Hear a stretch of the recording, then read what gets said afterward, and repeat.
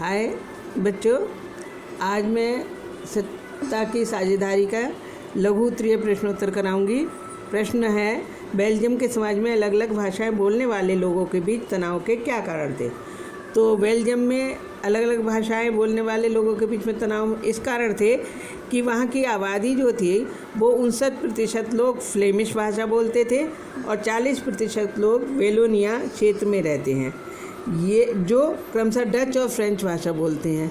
शेष 1% लोग जर्मन बोलते हैं। अल्पसंख्यक फ्रेंच भाषी लोग अधिक समृद्ध और ताकतवर पाए गए हैं। काफ़ी समय बाद आर्थिक विकास और शिक्षा का लाभ पाने वाले डच भाषी लोग इस स्थिति से नाराज थे। इसी कारण 1950 और 1960 में डच और फ्रेंच बोलने वाले इन समुदायों के बीच तनाव बढ़ने लगा। डच भाषी लोग संख्या में फ्रेंच भाषी लोगों से अपेक्षाकृत अधिक थे, किंतु धन और समृद्धि में कमज़ोर तथा अल्पमत थे, यानी उनके पास धन उतना नहीं था, इसलिए वो जो थे उनके बीच में तनाव रहते थे। दूसरा क्वेश्चन है, अपने अधिकारों के लिए श्रीलंकाई तमिलों द्वारा किए गए संघर्ष का वर्णन कीजिए।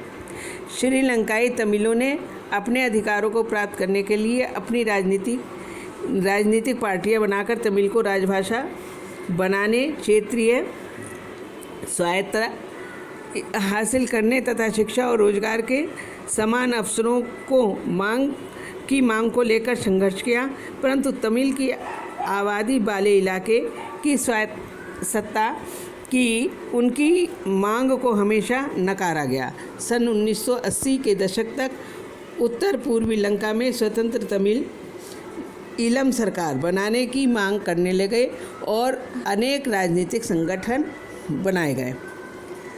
अगला क्वेश्चन है, सत्ता की साझेदारी क्यों आवश्यक है, तर्क सहित बताइए। सत्ता की साझेदारी आवश्यक है क्योंकि विभिन्न सामाजिक समूहों के बीच टकराव की आशंका कम हो जाती है। ये सामाजिक टकराव हिंसा और राजनीतिक अस्थिरता के रूप ले लेते हैं, इसलिए सत्ता में हिस्सा दे देना राजनीतिक व्यवस्था के स्वास्थ्य के लिए सही है। बहुसंख्यकवाद समुदाय की चाह को बाकी सभी पर थोपना देश की अखंडता के लिए घातक हो सकता है, इसलिए सत्ता की साझेदारी आवश्यक है। सत्ता का बंटवारा लोकतांत्रिक व्यवस्थाओं के लिए अच्छा है। अगला क्वेश्चन है, सत्ता की साझेदारी का क्या महत्व है, स्पष्ट कीजिए।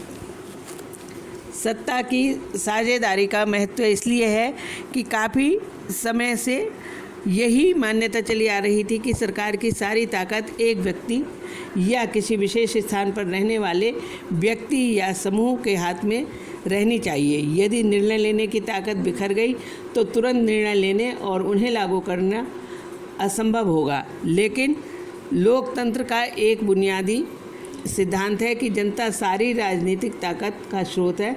इनमें लोक स्वायत्तता की संस्थाओं के जरिए अपना शासन चलाते हैं। एक